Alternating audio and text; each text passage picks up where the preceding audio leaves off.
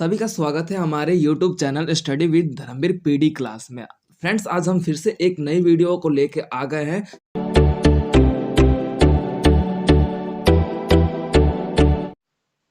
ठीक है, तो हम बात कर लेते हैं बेसिकली। तो हमारा ये देखने को मिलता है कि हमारे जीवन में मौलिक अधिकारों की व्यवस्था या फिर व्यक्तिगत विकास के लिए बहुत आवश्यक है। मौलिक अधिकारों की अवधारणा की बात की जाए तो ये हमारे अमेरिका के राज्य के व्यवस्था राज्य के बोल सकते हैं राजनीति व्यवस्था संविधान से लिया गया, राज्य अमेरिका के संविधान से लिया गया हमारा ये मौलिक अधिकार है, जो हमें लोगों को विपरीत संख्या में सभी को बराबर अधिकार देते हुए अपने जीवन का निर्वहन करता है। ठीक है, अगर बात कर लेते हैं, हमारे पहले 7 मौलिक अधिकार थे, लेकिन 44वें संविधान संशोधन के साथ आपका देखा गया कि 7वां अधिकार को मतलब छीन के कानून का अधिकार प्रदान किया गया। और ये कब हुआ था? 1978 में ये आपका संशोधन हुआ था, यानी कि आर्टिकल में बदलाव हुआ था। ठीक लेते हैं। तो हमारा पहला आ जाता है, मौलिक अधिकारों की बात की जाए तो हमारा पहला आ जाता है अधिकार समानता का अधिकार, जो कि हमारा 14 से शुरू होके 18 तक रहता है। समानता का अधिकार में जिस तरीके से हम अवसरों के रूप में सभी को समान अधिकार दिए गए हैं, सभी को प्राप्त रूप में अवसर प्रदान है। ठीक है, उसके बाद हमारा सेकंड पॉइंट है स्वतंत्रता का अधिकार, जो कि हमारे 19 से 22 तक लिया गया है। व्यक्ति जो है पूर्ण रूप से स्वतंत्र है। व्यक्ति जो है अपने इच्छा के अनुसार अपने जीवन का निर्वहन कर सकता है। स्वतंत्र का मतलब होता है फ्रीडम। जैसे कि मान लिया जाए कि हमारा भारत पहले गुलाम था, भारत हमारा स्वतंत्र नहीं था, गुलाम था।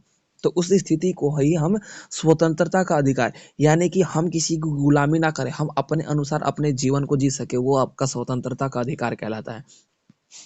अब उसके बाद हमारा आ जाता है सामाजिक शोषण के विरुद्ध अधिकार। सामाजिक शोषण के विरुद्ध अधिकार की बात कर ली जाए तो 23 से 24 तक हमारा सामाजिक शोषण के विरुद्ध अधिकार है, जो कि हमारा देखने को मिलता है नया वकालत करते हुए सामाजिक शोषण, यानी कि समाज में अगर हम शोषण कर रहा है कोई व्यक्ति, तो उसके प्रति हम अपना बोल सकते हैं कि मतलब मुकदमा दायर कर सकते हैं।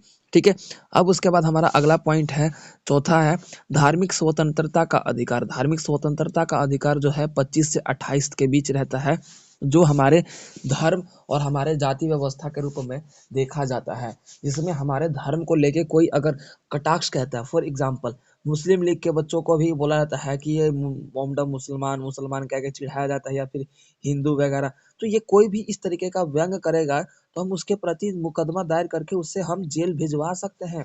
ये हमारा धार्मिक स्वतंत्रता का अधिकार है कि भाई, और हमें इसमें ये भी देखने को मिलता है कि कोई भी धर्म को हम अपना सकते हैं।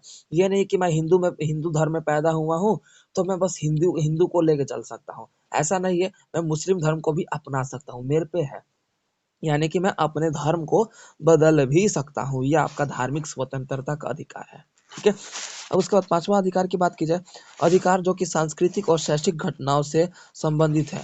ये आपका 29 से लेकर 30 के बीच है, जो हमारे बोल सकते हैं कि संस्कृति और आपके शैक्षिक, शैक्षिक का मतलब शिक्षा से संबंधित है। इसी अधिकार में आपको बताया गया है कि कोई भी बाल्य अवस्था में अगर बच्चों से कोई मजदूरी करवाता है तो उस पर भी मुकदमा दायर किया जा सकता है। ठीक है, तो उसके बाद हमारा अधिकार संविधान के परिवर्तन संबंधित उपचार, यानी कि बोल सकते हैं संवैधानिक उपचारों का अधिकार।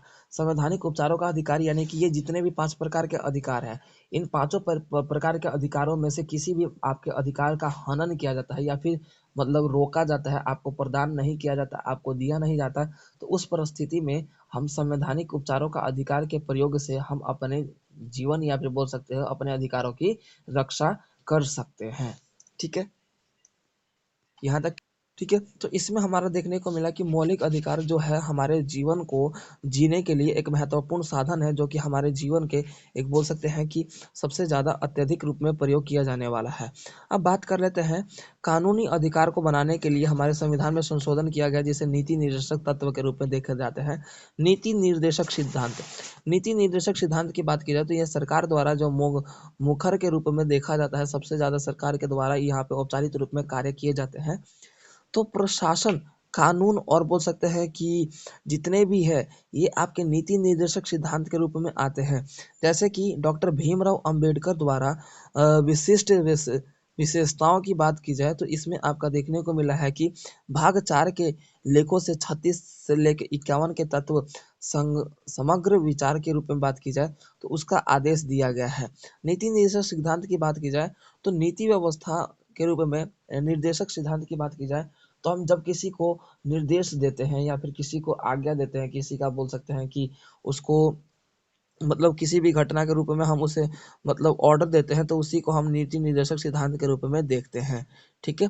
अब इसके अंतर्गत हमारा नीति निर्देशक सिद्धांत जो है हमारे मौलिक अधिकारों का हनन तथा बोल सकते हो कि निर्वहन भी करता है। मौलिक अधिकारों की बात की जाए तो जैसे कि आपको 6 प्रकार के अधिकार प्रदान बता दिया तो नीति निर्देशक सिद्धांत के रूप में हमारा उदारवादी और गांधीवादी सिद्धांत लागू होने का महत्वपूर्ण जरिया देखा जाता है। ठीक है। तो ये था आपका निर्देशक सिद्धांत जो है हम जब किसी कानून व्यवस्था या फिर कानून के हित के लिए जब हम उसके बारे में ऑर्डर जारी कर देते हैं वो उसे आप बोल सकते हैं कि निर्देशक। ठीक है। क्लियर हो गया। अब हम बात कर लेते हैं, हमारा अगला पॉइंट है आप वैश्वीकरण से क्या समझते हैं। देखा जाए तो ठीक है, तो हमारा ये क्वेश्चन है आप वैश्वीकरण से क्या समझते हैं, जिसे what do you mean by globalisation जिसे हम बोलते हैं। ठीक है, या फिर भूमंडलीकरण। ठीक है, वैश्वीकरण जो कि एक बोल सकते हो विश्व का एक ऐसा समाज है जो अर्थव्यवस्था को मजबूत करने के लिए सभी देशों को एक जगह पे खड़ा कर दे। वैश्वीकरण का मतलब होता है एकीकरण, विश्व का एकीकरण। ठीक है, विश्व को एक जगह पे इकट्ठा करके ला दे, उसी को वैश्वीकरण बोलते हैं। अगर आज के टाइम पे बात की जाए तो हमारे अलग अलग प्रकार से वैश्वीकरण की स्थिति को देखने को मिल सकता है। उदाहरण के तौर पे हम अपने संस्कृति को लेके आगे बढ़ रहे हैं, हम अपने विचारों को लेके आगे बढ़ रहे हैं, हम अपने बोल सकते हैं भाषा हो गया, रहन सहन हो गया, उद्योग हो गया, प्रौद्योगिकी हो गया या फिर आर्थिक गतिविधि हो गया, इन सभी को ध्यान में रखते हुए हम अपने जीवन का जो निर्वहन है वो बेहतर तरीके से कर रहे हैं। और वैश्वीकरण जो कि हमारे जीवन में प्राचीन अवस्था के रूप में या फिर अवधारणा के रूप में रहा है, तो वैश्वीकरण से सभी देश या फिर मानव के हित इतिहास में आज महत्वपूर्ण भूमिका निभाता है, जिसके अंतर्गत हम ये देखते हैं कि वैश्वीकरण को अपनाने वाले जितने भी देश हैं उनका जो है एक विश्व का एकीकरण कर दिया गया है, जिसके कारण सभी देश एक दूसरे के समीप आके सिमट चुके हैं। वैश्वीकरण का रूप में देखा जाए तो यहाँ पर 4 बुनियादी पहलुओं की पहचान व्यापार, लेन देन, पूंजी और निवेश, आंदोलन, लोगों का प्रवास जो है महत्वपूर्ण माना जाता है। यानी कि सबसे पहली बात तो है कि वैश्वीकरण का मतलब पता होना चाहिए। ठीक है, तो वैश्वीकरण का मतलब ये होता है कि जब सभी देश एक दूसरे देश के करीब आने लगे, सभी देश एक दूसरे देश के भला चाहने लगे, या फिर सभी देश एक दूसरे के देश के बारे में सोचने लगे, या फिर दोनों एक दूसरे का साथ लेके विकास करने लगे, उसी को वैश्वीकरण बोला जाता है। तो ये सबसे ज्यादा लेन देन की बात की जाए, सामानों का लेन देन भाई। ठीक है, और पूंजी निवेश का मतलब होता है कि विदेश की कंपनियां भारत में निवेश करती हैं। कैसे करती हैं भाई? ड्यू टू रीजन ऑफ वैश्वीकरण। ठीक है, तो वैश्वीकरण का मतलब ही समझ में आ गया, जिसके कारण हमारे आर्थिक मजबूती जुड़ी हुई है, विश्व का बोल सकते हो धरोहर के रूप में जाना जाता है। वैश्वीकरण की बात की जाए तो समाज में एक ऐसे समाज का निर्माण करता है जो सभी घटनाओं से मुक्त हो, जो समाज की एक आईने के रूप में प्रदर्शित करे, और वैश्वीकरण की जो सामाजिक जीवन है वो सभी को सांस्कृतिक पहुंचाना, सांस्कृतिक व्यवस्था का निर्माण करना, या फिर अपने जीवन में संस्कृति को महत्व देना ही एकमात्र लक्ष्य बनता है, जिसको हम वैश्वीकरण बोलते हैं। वैश्वीकरण में आर्थिक, अर्थव्यवस्था, राजनीतिक और सांस्कृतिक इन सभी प्रकारों से हम वैश्वीकरण को अपने जीवन में बढ़ा सकते हैं। अगर चुनौतियों की बात की जाए तो चुनौतियां यानी कि बोल सकते हैं कि डिबेटर। आज विश्व के प्रत्येक देश के पास कोई ना कोई ऐसा इक्विपमेंट है, कोई ना कोई एक ऐसा साधन है जो अपने उस साधन के अनुसार उस पर घमंड है। और जैसे मान लो कि पाकिस्तान कहता है कि हम भारत को उड़ा देंगे, हमारे पास परमाणु बम है। भाई भारत के पास नहीं है क्या? बात कर लेते हैं अमेरिका। अमेरिका का भाई अपना घमंड है कि मैं ताकतवर देश हूं दुनिया का, तो मुझे कोई हरा नहीं सकता।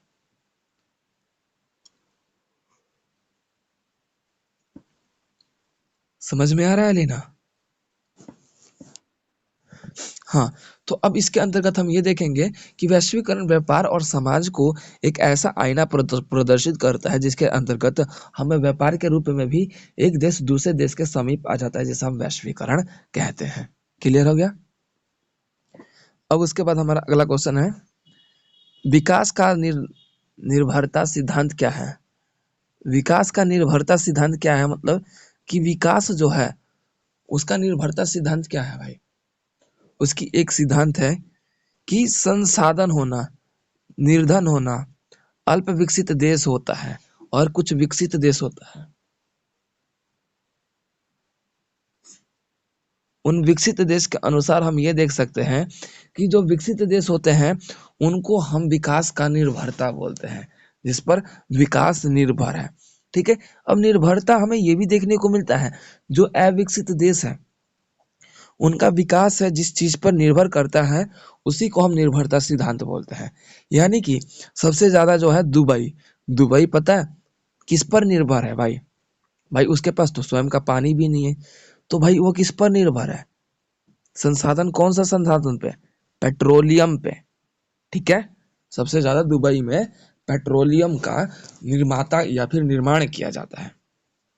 ठीक है, जिसके कारण दुबई जो है अमीर देशों के श्रेणी में शामिल हो चुका है आज। तो अब इसके बाद बोलते हैं, निर्भरता का सिद्धांत मूल रूप से आपके मार्क्सवाद से प्रभावित रहा है, जो कि मार्क्सवादी विचारधारा था, कार्ल मार्क्स के द्वारा दिया गया विचारधारा था। तो हॉब्सन ने भी और लेनिन ने भी समाज का जो बोल सकते हैं कि निर्भरता सिद्धांत की महत्वपूर्ण पहल रखा और मार्क्सवादी राज्य का अस्तित्व जो है उसे आगे बढ़ाया। 1950 की बात की जाए, जिसे 1950 बोला जाता है, तो उस समय एक और चुनौतियां क्या थी कि 1970 के दशक में, 1970 के दशक यानी कि 1970 से लेकर 1980 के तक के जो टाइम पीरियड रहा है, सबसे ज्यादा अंतर्राष्ट्रीय राजनीति में आए बदलावों का परिवर्तन देखने को मिला है। सबसे ज्यादा क्या है? अंतर्राष्ट्रीय राजनीति में आए परिवर्तनों को देखने को मिला है। ठीक है, जिसके कारण उन परिवर्तनों से हमारा जो विकास है धीमा भी पड़ चुका है। पहले जब स्टार्टिंग की बात की जाए तो जिस तरीके से पहले कोई भी आता है चीज़ तो उसका क्रेज होता है, उसके बाद धीरे धीरे जैसे जैसे वो पुराना हो जाता है तो उसका क्रेज भी खत्म हो जाता है। ठीक उसी प्रकार से तो ये था। अब बात कर लेते हैं सेकंड पॉइंट, द्वितीय द्वितीय विश्व युद्ध के पश्चात, यानी कि जब द्वितीय विश्व युद्ध हुआ तो पश्चिम एशिया, अफ्रीका, दक्षिण अमेरिका जैसे बहुत से लोग स्वतंत्र हो गए। स्वतंत्र के उपरांत में जो राज्यों का निर्माण था वो बहुत सी समस्या का जूझना पड़ा। ठीक है, तब जाके 9 स्वतंत्र राज्यों का राष्ट्रों का निर्माण और उद्भव हुआ। ठीक है, अब बात कर लेते हैं तृतीय, स्वतंत्रता प्राप्ति के बाद दक्षिण अमेरिका देश में सबसे ज्यादा अपना प्रशासन सुचारू रूप से आगे बढ़ाया था। यानी कि दक्षिण जो अमेरिका था ना, वो विश्व में सबसे ज्यादा प्रचार कर रहा था, एडवर्टाइजमेंट कर रहा था कि भाई दक्षिण अमेरिका बेस्ट है, दक्षिण अमेरिका बेस्ट है। ठीक है, तो इस परिस्थिति में हमें ये देखने को मिला कि किन कारणों की व्यवस्था के रूप में जो हमारी विफलता हुई है, उस व्यवस्था को आगे बढ़ाते हुए हम राजनीति तत्वों के बारे में जोड़ते हुए अपने जीवन का निर्वहन करें। ठीक है, अब बात कर लेते हैं अंततः जो हमारा 1970 का जो टाइम पीरियड है उसके आसपास सबसे ज्यादा दुनिया का देश का जो है स्वतंत्र राष्ट्रों के श्रेणी में से आ चुका है, जिसके अंतर्गत हम बात कर लेते हैं सबसे ज्यादा जो है राष्ट्रों की श्रेणी में, तो हमारा बोल सकते हैं कि आने वाला सबसे तीसरा स्थान पर जो है हमारे दुनिया का सबसे पहला और दूसरे और तीसरे स्थान का सबसे ज्यादा फेवर मिलता है। जिसके अंतर्गत हम बात कर लेते हैं तो हमारे देश में भी औद्योगिक व्यवस्था धीरे धीरे विकसित हो रहा है, आर्थिक व्यवस्था मजबूत हो रहा है, व्यापार में धीरे धीरे बढ़ावा दिया जा रहा है, जिसके कारण जो है आपका देखने को मिलता है कि विकास की निर्भरता सिद्धांत जो है अब कंप्लीट होता है। क्लियर हो गया? अब बात कर लेते हैं हमारा ट्रिपल बॉटम लाइन से आप क्या समझते हैं? ट्रिपल बॉटम लाइन, बॉटम मतलब होता है, समझ में आ रहा होगा, पोजीशन जिसे ठीक बोलते हैं। तो हम ये देखा जाए तो सामाजिक पर्यावरणीय व्यवस्था को ध्यान में रखते हुए, सामाजिक पर्यावरणीय व्यवस्था को ध्यान में रखते हुए केवल हम अपने लाभ के बारे में सोचे, ये ऐसा नहीं है। कि भाई हम समाज को पेड़ को काट के हम लकड़ी बेच-बेच के अमीर बने, ऐसा नहीं होना चाहिए। लाभ की बात की जाए तो पूंजीवादी जो देश है जैसे अमेरिका हो गया, ये पूंजीवादी देश है। पूंजीवादी जो यानी कि पूंजीपति जो आपका देखने को मिलता है कि जो सरकार के अनुसार ना चलती हो, यहाँ पे भी बोल सकते हैं कि लोग ही यहाँ पे स्वयं स्वयं के मालिक होते हैं। जिसे आज हम देख सकते हैं कि गवर्नमेंट जॉब की बात की जाए तो एक बोल सकते हैं जॉब पर्सन की बात की जाए तो आपको गवर्नमेंट जॉब में आपको स्वयं का मालिक ना बन के दूसरे का माल्य मतलब नौकर बनना पड़ता है। तो देखा जाए तो ट्रिपल जो हमारा ये आपका क्वेश्चन है, ट्रिपल बॉटम लाइन जो कि हमें ये देखने को मिलता है कि जो अलग-अलग जो पूंजीवादी हैं, जो सबसे ज़्यादा रणनीति में आगे बढ़ते हैं, जैसे कि आपका बोल सकते हैं कि अमेरिका है। अमेरिका क्या भाई, दिखता कुछ और है लेकिन है कुछ और, ठीक है?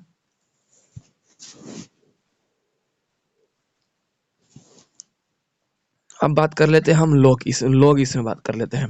ट्रिपल बॉटम लाइन का दूसरा घटक है व्यवसाय, जिसमें आपको लोगों की आवश्यकता पड़ती है, जिसके अंतर्गत हम ये देखते हैं कि अगर लोग आपके बेहतर होंगे, आपके साथ खड़े होंगे तो आप हर परिस्थितियों में लड़ने का सामना कर सकते हो। अन्यथा कंपनी के शेयर गिरने के कारण ही जो है आप टूट के बिखर भी जाओगे। तो इसीलिए ट्रिपल एफ जो काउंटडाउन है उसको महत्वपूर्ण इसलिए दिया गया क्योंकि ये एक बोल सकते हैं कि हमारे राजनीति व्यवस्था और समय व्यवस्था के महत्वपूर्ण भागों में से एक है। अब ग्रह की बात कर ली जाए, ट्रिपल बॉटम लाइन का जो अंतिम घटक है वो आपका सकारात्मक प्रभाव है कि हम सभी पे सकारात्मक प्रभाव डालें। ठीक है? अब इसमें आपका देखने को मिला कि हम डेटाबेस के अनुसार अपने आप का जो कार्य को आगे बढ़ाएँ। कार्बन और मैग्ज़न के रूप में आपको हमेशा से बोल सकते हैं कि हमारे 100% जो कंपनियाँ हैं वो औद्योगिक उत्सर्जन करती है, जिसमें से आपका 70% जो वह ज़िम्मेदार मानती है अपने आप को। तो उसके बाद हम बात कर लेते हैं वस्तु व्यवसाय के रूप में देखा जाए तो ट्रिपल एफ फॉर्मूला अवसर के रूप में सबसे ज़्यादा देखने को मिला है। कार्बन और पद चिन्ह की व्यवस्था और कटौती की व्यवस्था में देखने को मिला है कि सभी देश जिस तरीके से लूटना, अपने आप को बस अमीर करना, इंसानियत नाम की चीज़ नहीं रही, इस चीज़ को कोई भी महसूस नहीं करता। लेकिन अगर बात कर ली जाए ट्रिपल बॉटम लाइन को, तो ये क्यों महत्वपूर्ण है? कुछ लोग कहते हैं कि ट्रिपल बॉटम लाइन जो है अपनाना ऐसी दुनिया का आदर्शवादी व्यवस्था है, जिसके अंतर्गत हम ये देखते हैं कि यहाँ पर जो भी मतलब ट्रिपल बॉटम लाइन को अपना लेता है, उसके समर्पण के रूप में पर्यावरण को प्रभावित करता है, पर्यावरण को सुरक्षा प्रदान करता है, समाज के विकास के लिए वो पर्यावरण को नुकसान नहीं पहुँचाता। तो ये था आपका क्वेश्चन जो कि अब कंप्लीट होता है ट्रिपल बॉटम लाइन से आप क्या समझते हैं? तो इस क्वेश्चन में हमने ये देखा कि इसमें एक लिमिट है, एक बोल सकते हो कि समय सीमा है कि भाई हमें इतना करना है, हमें इतना आगे बढ़ना है, हमें इतना करना है, ठीक है? तो इसमें क्या है कि आपको एक पर्टिकुलर टाइम पीरियड दे रखा है, ठीक है? उसके अनुसार हमें चलना होता है, ओके? हितधारकों के शासन में आने वाली चुनौतियाँ कौन-सी? स्पष्ट कीजिए। यानी कि जो जैसे कि हमने प्रीवियस क्लास में हितधारक क्वेश्चंस के ऊपर भी एक क्वेश्चंस लिया था कि हितधारक के क्या मतलब होता है। तो इसमें सबसे बड़ी बात ये है कि चुनौतियाँ आती है, परेशानियाँ आती है। चुनौतियाँ का मतलब होता है परेशानियाँ, प्रॉब्लम्स। तो हितधारक की परिभाषा के अनुसार देखा जाए, आपकी हर एक परियोजना एक बनाने वाला यानी कि कुछ भी आप सोचते हो, समझते हो, उसका फ़ेवर करने वाला ही एक बोल सकते हैं कि उसका हितधारक कहलाता है, यानी कि हित जिसे हम फ़ेवर बोलते हैं। और अगर चुनौतियों की बात की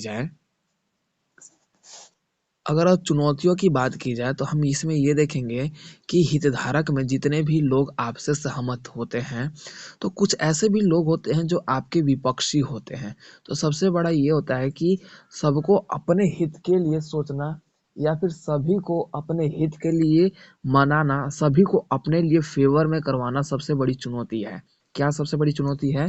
कि हितधारक का मतलब होता है कि आपके हित में यानी कि आपके फ़ेवर में सभी लोग हो जाएँ। तो सबसे बड़ी चुनौती है कि आपको अपने फ़ेवर में करवाने के लिए सभी लोगों का सबसे बड़ी चुनौती होती है। जिसके अंतर्गत हम बात करें तो प्रशासन और शासन में भी स्पष्टता रूप में देखें तो हितधारक के अंतर्गत हम ये देखते हैं कि हमारे प्रशासन में भी सबसे ज़्यादा हमारे हितधारक जो शामिल होते हैं, सबसे ज़्यादा हमारे प्रशासन व्यवस्था से। प्रशासन में हमारे सबसे लोगों को, यानी कि प्रशासन का मतलब होता है राजनीति में लोगों को अपने साथ लेकर चलना सबसे बड़ी बात होती है। यानी कि अपने राजनीति को, अपने राजनीति करियर को बेहतर बनाने के लिए जो भी हम निर्णय लेते हैं, उसके लिए सभी लोगों को हित में लेके आए सबसे बड़ी चुनौती है। तो पहला चुनौती है प्रतिस्पर्धी प्राथमिकताएं, यानी कि प्रतिस्पर्धी का मतलब होता है प्रतिस्पर्धा, यानी कि जो डिबेटर होते हैं, यानी कि कॉम्पिटिटर होते हैं। तो सबसे बड़ा चुनौती क्या है कि बहुत से योजनाएं होती है, बहुत से कानून व्यवस्था होते हैं, जिसको हम बनाते समय हमारे सामने डिबेटर आते हैं, चुनौती उत्पन्न करते हैं कि हाँ, फॉर एग्जाम्पल जैसे कि लाइट 3 तलाक जो मोमडम कल्चर में था, तो मोमडम कल्चर में 3 तलाक की जो व्यवस्था थी पहले, उसे मोमडम कल्चर ने प्रायोरिटी दिया था, लेकिन सरकार ने उसे हटाया। तो मोमडम मोमडम कल्चर ने क्या किया, उसका विरोध किया। ठीक है, तो इसी को हम प्रतिस्पर्धी प्राथमिकताएं बोलते हैं, जिसे हम विपरीत लोगों की व्यवस्था देखते हैं, जो आपको मतलब बोल सकते हैं कि आपका विपक्षी कहलाते हैं। तो वही हमारे विपक्षी प्राथमिकताएं कहलाते हैं। ठीक है, अब हम बात कर लेते हैं अगला, तो संसाधन में कमी। सबसे बड़ी बात ये कि जो हितधारक होते हैं ना, अगर उनको बेहतर तरीके का आपकी क्वांटिटी नहीं मिल पाती, जिसे हम संसाधन, जिसे रिसोर्सेज बोल सकते हैं, सोर्सेज बोल सकते हैं, तो वो सबसे बड़े आपके फेवर के विपक्षी बन जाते हैं। अब हितधारक होते हैं, उन्हें चाहिए, मान लो फॉर एग्जाम्पल, हितधारक कौन है, फॉर एग्जाम्पल एलिना, आप मान लीजिए कि आपको मैं अभी क्लास दे रहा हूँ। ठीक है, तो आपको क्लास अच्छी लग रही है, आप अच्छे मार्क्स लेके आ गए, तो आप मेरे फेवर में हो। ठीक है, लेकिन मैं आपको क्लास दे रहा हूँ, लेकिन अगर कुछ समझ में ही ना आए, तो आप कहोगे ना कि सर मुझे आपका समझ में नहीं आता। तो सबसे बड़ी क्या है, जो संसाधन है, यानी कि जो सोर्सेज है, उसमें अगर कमी होती है, तो हितधारक आपका विरोधी बन जाते हैं, यानी कि बोल सकते हैं कि आपका बोल सकते हैं कि विपक्षी बन जाते हैं। ठीक है, तो अब हम बात कर लेते हैं अगले पॉइंट का। तो हमारा अगला पॉइंट है अपर्याप्त संस्थागत संचार व्यवस्था, यानी कि जो एक बेहतर संचार व्यवस्था होना चाहिए ना, वो नहीं है, अपर्याप्त। यानी कि क्वांटिटी कितनी होनी चाहिए, कितने लोगों के लिए क्या निर्णय लेना चाहिए। फॉर एग्जाम्पल, एक टीम में क्रिकेट की टीम में 11 जने हैं। ठीक है, अब 11 जने टीम है, तो भाई 11 जनों के लिए व्यवस्था होना चाहिए, रहने के लिए, खाने के लिए। अब मान लो कि किया है भाई 7 जनों का, तो भाई 4 जने तो एक्स्ट्रा है, तो वो क्या है, समस्या बन जाएगा। तो अपर्याप्त संस्थागत संचार व्यवस्था इसे बोला जाता है। क्लियर है, यहाँ तक समझ में आ गया?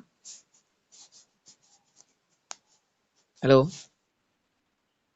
ठीक है।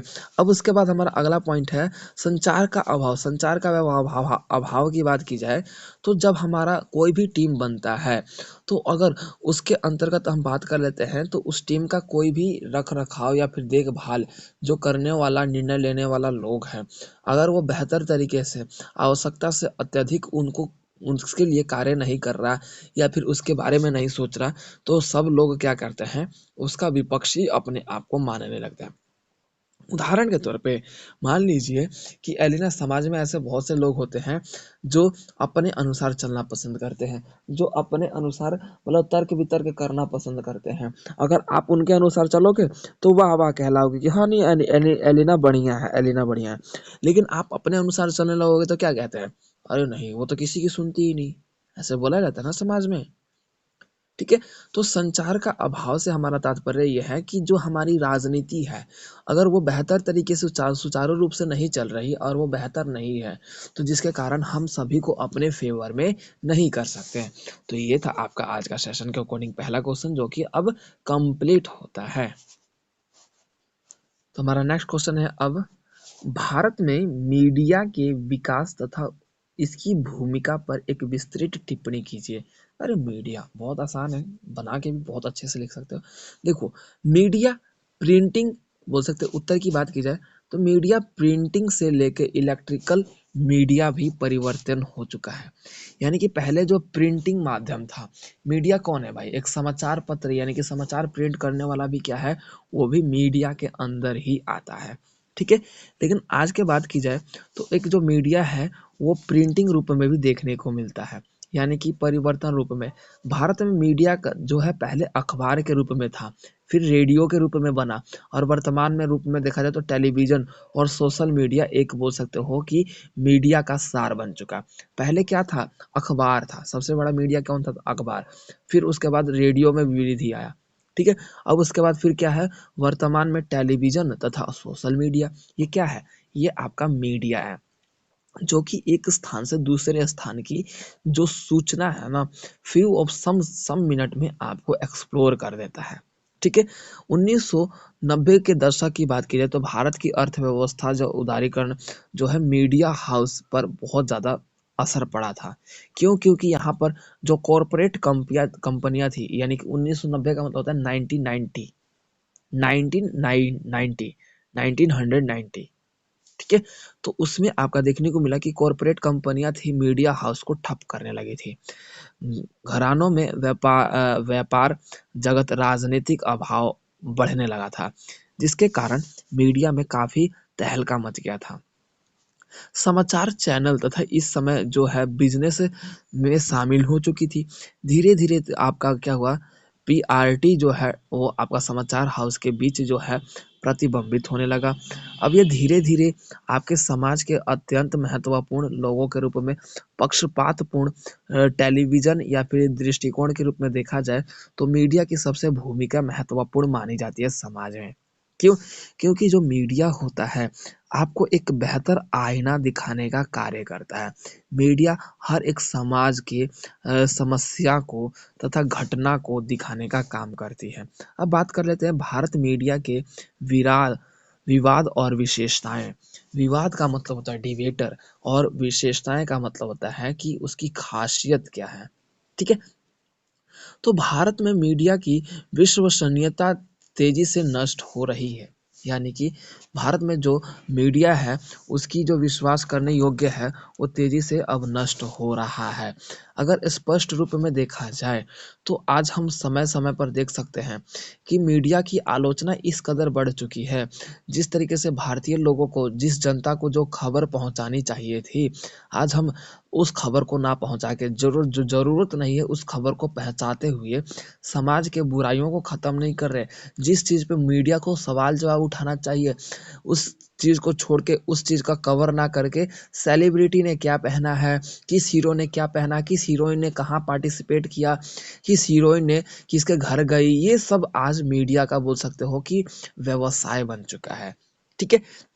अगर सिंपल लैंग्वेज में बोला जाए, ठीक है, तो मीडिया जिस तरीके से आज एक बोल सकते हैं आवश्यकता वाली मुद्दों को ना उठाकर बोल सकते हैं वाद विवाद या फिर जाति पात की व्यवस्था को उठाते हुए समाज में जाति पात की धारणा को आगे बढ़ रही है। कॉरपोरेट कंपनियां मीडिया को ऐसा मानो जैसे कि जिसकी सरकार चलती है वो मीडिया को सोचो कि अपने घर बार का दरबारी बना लिया है। घर बार का दरबारी मतलब यानी कि घर का नौकर बना लिया है, ठीक है।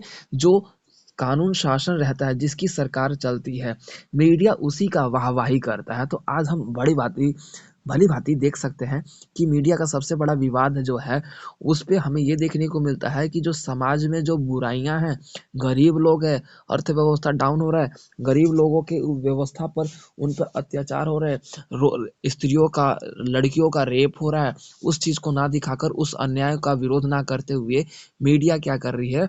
सेलिब्रिटी ने कि हाँ इस सेलिब्रिटी ने ये गाड़ी खरीदा, इस सेलिब्रिटी ने वो गाड़ी खरीदा, इस पर प्रचार किया जा रहा है, ठीक है। अब उसके बाद ये आया कि मीडिया को सुदृढ़ बनाने में सरकार की भूमिका। भाई मीडिया को सुदृढ़, सुदृढ़ का मतलब होता है बेहतर, बेटर। जिसे हम सुदृढ़ का मतलब होता है बेटर बनाना। तो सबसे पहले स्वतंत्रता और बोल सकते हैं कि निर्णय व्यवस्था से मुक्त प्रेम व्यवस्था होना चाहिए। हमारे संविधान में प्रचंड अवस्था में दिया गया है कि शुरुआत से ही मीडिया को जो है सर्वश्रेष्ठ या फिर बोल सकते हो समाज का एक आईना, जो कि क्या गलत है क्या सही है इसको दर्शाने का जो श्रेय जाता है हमारे मीडिया कर्मचारी व्यवस्था को जाता है। लेकिन आज की बात कर ली जाए तो आज हम जिस सन में हैं, जिस तरीके से रिपोर्ट प्रदर्शित किया जाता है, समाज में लाया जाता है, उस रिपोर्ट को काफ़ी हेर फेर और बोल सकते हैं कि मसालेदार चटपटी खबरों के माध्यम से हमारे सामने प्रस्तुत किया जाता है। अगर मीडिया की बात कर लेते हैं तो देश-विदेश की जितनी भी सूचनाएँ हैं, उस पे भी मसालेदार खबरों के माध्यम से ही हमारे बोल सकते हो मीडिया को प्रस्तुत किया जाता है। भीमराव अंबेडकर के द्वारा जिस तरीके से आपका देखा गया है कि विविधता और लोकतंत्र में मीडिया को आगे रखा गया था भीमराव अंबेडकर के द्वारा, ठीक है? तो उनके इन सपनों को लोगों ने गलत साकार के रूप में गलत तरीके से देखना पसंद कर लिया है, ठीक है? अगर हम बात कर लेते हैं समकालीन यानी कि जब भारत का व्यवस्था था, जो मीडिया का पूरा था भी नहीं और मीडिया के अंतर्गत धीरे-धीरे बैठ रहा था, उसे समकालीन बोला जाता है, ठीक है? जो धीरे-धीरे ये चौथी अवस्था के रूप में, चौथी संपत्ति के रूप में माना जाता है, जो कि मीडिया धीरे-धीरे भारत में अब फैलता हुआ एक ऐसा स्वरूप है, जिसमें आप देख सकते हैं कि मीडिया जो बोलता है, हम आम लोग उस चीज़ को आँख बंद करके विश्वास कर लेते हैं। तो मीडिया जिस तरीके से दिखाया जाता है, उस तरीके से हम अपना आईना बना लेते हैं। तो ये था आपका क्वेश्चन जो कि कंप्लीट होता है। क्लियर हो गया? अब बात कर लेते हैं हमारा अगला क्वेश्चन है पारदर्शिता और जवाबदेही की अवधारणाओं की व्याख्या कीजिए। पारदर्शिता। पारदर्शिता का मतलब होता है खुलापन, सूचना आसानी से प्राप्त हो जाना, उसी को पारदर्शिता बोला जाता है। यानी कि कोई चीज़ आसानी से प्राप्त हो जाती है जो बिल्कुल ओपनली हो, उसमें किसी प्रकार का भेदभाव ना हो। किसी भी लोकतंत्र में राजनीतिक व्यवस्था जो है जवाबदेही होता है। यानी कोई भी लोकतांत्रिक देश क्यों ना हो, उसमें जो वो जवाबदेही होता है। यानी कि लोग अगर जनता जवाब पूछती है तो सरकार को जवाब देना पड़ेगा, ठीक है? उसी को पारदर्शिता के रूप में देखा जाता है, ठीक है? सरकार और नौकरशाही व्यवस्था पार्टियों या गैर सरकार संवयनशील और बोल सकते हो संगठन व्यवस्था के रूप में सरकार और नौकरशाही और जनता के प्रति जवाबदेही होता है। यानी कि जो सरकार होता है, वो जनता के प्रति जवाबदेही होता है। 15 जून 2005 को देखा जाए तो सूचना के अधिकार जो कानून है, आईआरटीआई के रूप में पारित किया गया, जिसके अंतर्गत इसमें साफ-साफ शब्दों में बता दिया गया कि जो सरकार है, वो लोगों के प्रति जवाबदेही होगी। अगर लोग जवाब माँगेंगे तो सरकार को बाकायदा उस चीज़ को सूचना दिया जाएगा और ये जो है 30 दिनों के भीतर ही मुहैया करवाने की अनुमति दी गई थी। सूचना के अधिकार के रूप में कोई भी व्यक्ति अगर किसी भी प्रकार का सूचना प्राप्त करना चाहता है, तो उस अधिकार से उसके अनुसार उस व्यक्ति को उससे संबंधित जो सूचना वो प्राप्त करना चाहता है, उसे देना चाहिए। और ये हमारे देना होगा, ये हमारे संविधान में वर्णित किया गया है। हाँ, बाकायदा हमारे सुरक्षा को ध्यान में रखते हुए भी संविधान में इस तरीके का भी लिखा गया है कि जो बातें या फिर बोल सकते हैं कि जो चीज़ें सीक्रेट या फिर बोल सकते हो कि एक बोल सकते हैं कि सीक्रेटली रखना चाहिए। उदाहरण के तौर पे जैसे कि आपके आर्मी का टैंक कहाँ पे है, कितने-कितने प्रकार का तोप है, कहाँ-कहाँ तोप है। तो इस तरीके की सूचना जो है पूरा खुलापन करके ना देने का भी प्रावधान हमारे संविधान में दिया गया है, जिसके कारण हमारे सुरक्षा को ध्यान में रखते हुए ये कानून पारित किया गया है। अगर सत्ता के अनुसार देखा जाए तो जवाबदेही का मतलब होता है सरकार अपने अधिकारों का प्रयोग करते हुए भी लोगों के प्रति अगर शासन कर रही है तो लोगों के प्रति वो जवाबदेही होगी। अगर लोग उससे असंतुष्ट हैं, असंतुष्ट का मतलब होता है कि सैटिस्फैक्शन नहीं होना, यानी कि अनसैटिस्फैक्शन होना, ठीक है? तो उस अवस्था में हम पारदर्शिता व्यवस्था को महसूस कर सकते हैं, जवाबदेही देख सकते हैं या फिर ज़िम्मेदारियों के रूप में देखा जाए, प्रशासन और शासन व्यवस्था और अपनी भूमिका के दायरे में लागू करने वाली व्यवस्था को देख सकते हैं। प्रशासन की बात कर ली जाए तो प्रशासन जो 2 देखने को मिलता है जिसमें आप जवाबदेही की परिभाषा अच्छे से समझ सकते हैं कि जवाबदेही का मतलब होता है जो प्रशासन लोगों के लिए कार्य कर रही है, अगर लोग उसका जवाब पूछ रहे हैं, तो उसे उस चीज़ का जवाब देना होगा। ये आपका पारदर्शिता की व्यवस्था के रूप में देखा जाता है, ठीक है? और जवाबदेही के रूप में अगर उदाहरण के रूप में देखा जाए, तो अस्पष्ट रूप से हम देख सकते हैं कि जो भी कानून व्यवस्था चल रहा है, उसके प्रति लोग अपना जवाब पूछ सकते हैं, जिससे हम सरकार निरंकुश ना हो या फिर सरकार घमंडी ना बने, लोगों के हित के लिए कार्य करे, इसी के लिए जवाबदेही या फिर उत्तरदायी माना जाता है या फिर एंसरबिलिटी माना जाता है। एंसरबिलिटी एनफोर्समेंट जिसे बोलते हैं। आंसरबिलिटी एनफोर्समेंट जो होता है, यानी कि आंसरबिलिटी का मतलब होता है उत्तरदायी। ठीक है, तो ये आपका क्वेश्चन अब कंप्लीट होता है। क्लियर हो गया। अब हम बात कर लेते हैं अगले क्वेश्चन का। तो हमारा अगला क्वेश्चन है समावेशी विकास। तो जैसा कि हम देख लेते हैं कि हमारा ये क्वेश्चन हाँ, तो देख लेते हैं ये क्वेश्चन।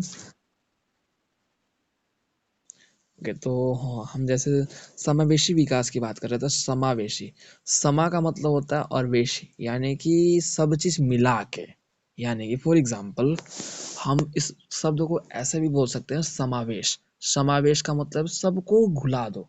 फॉर एग्जाम्पल दूध भी, चीनी भी, पानी भी, चावल भी, सब मिला के खीर जैसे बनाते हैं ना, तो उसे को बोलते हैं हम समावेश। समावेश शब्द का मतलब होता है सब चीज को मिला के चलना, सबको बैलेंस करके चलना। यानी कि समावेशी विकास से तात्पर्य यह है कि एक ऐसा विकास जो हम सभी चीजों को ध्यान में रखते हुए करते हों। अर्थात क्षेत्र भी हो गया, प्रांतीय भी हो गया, व्यक्ति भी हो गया, जाति पात हो गया, और बोल सकते हैं कि स्त्री हो गया, पुल्लिंग हो गया, बच्चे हो गए, ऊंच हो गया, गरीब हो गए, या फिर सभी राष्ट्र, सभी देश। ठीक है, इन सभी को ध्यान में रखते हुए हम अपना विकास करें, उसी को समावेशी विकास कहते हैं। ठीक है, भारत सरकार द्वारा समावेशी विकास का महत्व प्रदान सबसे ज्यादा किया गया है। 11वीं पंचवर्षीय योजना के अनुसार देखा जाए तो समावेशी विकास पर ध्यान देने की बात कही गई है। 11वीं पंचवर्षीय योजना अर्थात ये हर 5 वर्ष में एक योजना बनाई जाती है। तो 11 11वीं पंचवर्षीय का मतलब होता है कि 55 साल के 55वें साल में जो बना, यानी कि 55 ईयर्स में जो पंचवर्षीय योजना बना उसे 11वां पंचवर्षीय योजना बोला गया। ठीक है, यानी कि हर साल 5 साल बाद एक पंचवर्षीय योजना बनता है। ठीक है, तो उसके अंतर्गत ही समावेशी विकास को जोड़ा गया। और अगर बात कर लेते हैं समावेशी विकास जो कि पंचवर्षीय योजना का जो केंद्र रहा, जिसके अंतर्गत भारत की पीपीडी मॉडल के अनुसार देखा जाए, ये मॉडल एक ऐसा मॉडल था जो भारत के सभी क्षेत्र के विकास, सभी क्षेत्रों का महत्वपूर्ण विकास करने के लिए सबसे ज्यादा अग्रसर था या फिर महत्वपूर्ण था।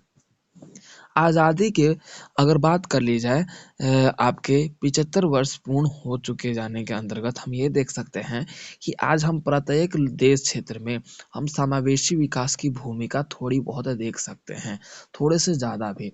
बेरोजगारी की दर को घटाना, यानी कि समावेशी विकास का सबसे बड़ा कारण क्या है, क्यों अपनाया गया, सबका विकास क्यों अपनाया गया, कि बेरोजगारी को खत्म किया जा सके, यानी कि अनएम्प्लॉयड जो है सिचुएशन, उस चीज को खत्म किया जा सके, समाज में सबको रोजगार दिया जाए।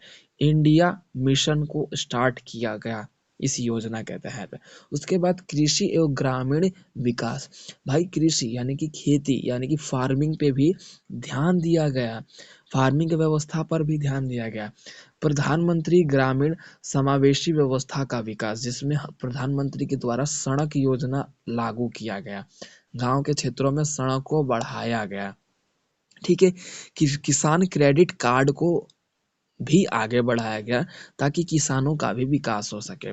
ठीक है, उसके बाद आर्थिक असमानता को समाप्त कर दिया गया, यानी कि मान लीजिए कि अर्थव्यवस्था किसी की स्ट्रोंग है तो भाई वो नीचे वाले व्यक्ति को ना गिराए या फिर किसी व्यक्ति को नीचा ना दिखाए, तो उसी को हम आर्थिक असमानता को समाप्त करना कहते हैं, जिसमें हमने अर्थव्यवस्था को ध्यान में रखते हुए सभी व्यवस्था के पूर्ण में बराबर देखते हुए सभी को एक समान दृष्टि के रूप में देखने का प्रयोग किया गया।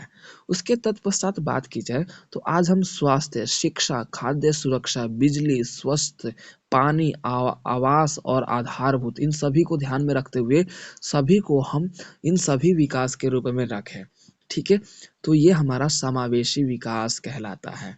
ठीक है, क्लियर हो गया, जिसके अंतर्गत एक ऐसा विकास जो सभी चीजों को ध्यान में रखते हुए, बैलेंस करते हुए हम अपना डेवलपमेंट करते हैं, उसी को समावेशी विकास कहते हैं। क्लियर हो गया। अब हमारा नेक्स्ट क्वेश्चन है, सतत विकास के लक्षण को परिभाषित कीजिए।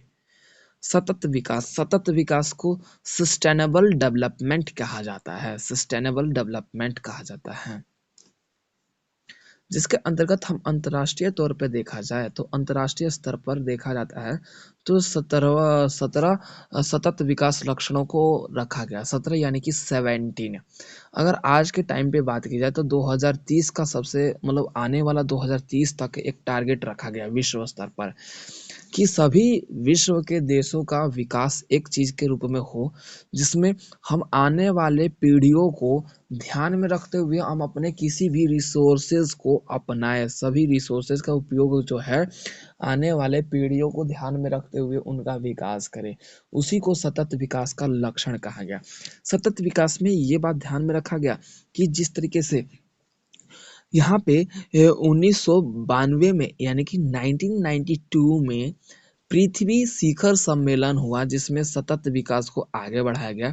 इस विकास में सभी 197 देशों का सदस्यता था और इन देशों के रूप में देखा जाए, ये जो सदस्यता उस समय जो था 168 था, लेकिन आज के टाइम पे 193 से पूरा हो चुका है, ऊपर हो चुका है।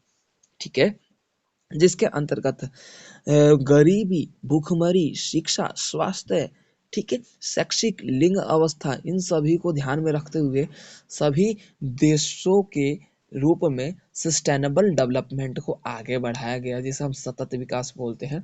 सतत विकास का मतलब ही है कि एक ऐसा डेवलपमेंट जो पूर्ण रूप से देश के प्रगति के लिए हो, देश के उन्नति के लिए हो और देश के विकास के लिए हो, और एक ऐसा विकास जिसके जिसके कारण से मनुष्य का कोई भी किसी भी प्रकार से हानि ना हो या फिर समस्या उत्पन्न ना हो, उसी को सतत विकास की धारणा में रखा गया। क्लियर है? हाँ, तो अब हमारा लास्ट क्वेश्चन है आज के सेशन का, मीडिया और लोकमत। मीडिया और लोकमत, जैसे कि हमने ऊपर देख ही लिया कि मीडिया क्या है। मीडिया एक ऐसा बोल सकते हो साधन है या फिर बोल सकते हो एक जरिया है जो हमें एक स्थान के दूसरे स्थान की सूचना मतलब कम समय में प्रदान कर देता है। न्यूज़पेपर के रूप में भी, रेडियो के रूप में भी, टेलीविजन के रूप में भी, सोशल मीडिया के रूप में भी। ठीक है, तो और लोकमत, लोकमत का होता है कि लोगों का स्वयं का मत, लोग जो बोलते हैं, हाँ नहीं ऐसा है, लोगों का ओपिनियन यानी कि पीपल ओपिनियन को हम लोकमत बोलते हैं। तो जो मीडिया होता है वो आपका जो होता है ज्यादातर जो है किसी न किसी ठोस सबूत के अनुसार चलता है, और लोकमत होता है लोगों के सुनी सुनाई बातें को हम लोकमत कहते हैं। तो हमारा क्वेश्चन क्या था, मीडिया और लोकमत में क्या डिफरेंट है या फिर क्या होता है, अंतर स्पष्ट कीजिए इन दोनों के बीच। तो मीडिया का जो एक ऐसा स्वरूप है जो बड़े पैमाने पे लोगों को एक समय में अलग अलग स्थानों तक पहुंच जाता है, लेकिन लोकमत अपने स्थानों से दूसरे स्थानों तक जाते में उसे टाइम लगता है। उदाहरण के तौर पे जैसे कि आपने देखा होगा कि चुगली कोई करता है पता नहीं कब, लेकिन उससे खबर पहुंचती है कब, तो उसी को लोकमत समझ लो। ठीक है, और लेकिन मीडिया भाई कुछ भी सेकंड में आपका किसी जगह पे एक्सीडेंट हुआ तुरंत वायरल हो जाता है न्यूज़ में वो चीज़। तो मीडिया क्या होता है, कम समय में आपका जो पर्टिकुलर बड़े पैमाने पे सभी लोगों तक पहुंच जाता है, लेकिन लोकमत क्या है, वो आपका समय लगता है।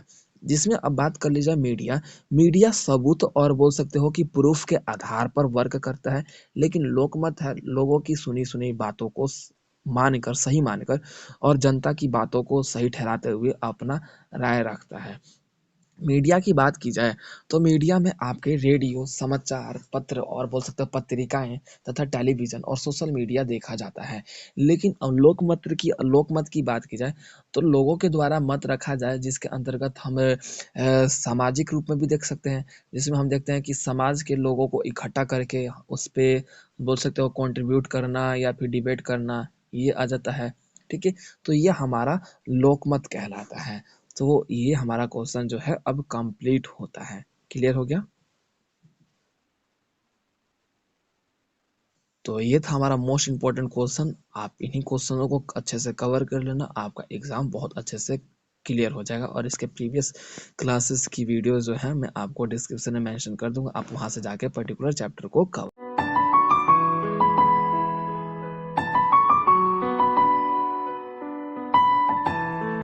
तो वीडियो को like, comment, share and subscribe करना ना भूलें।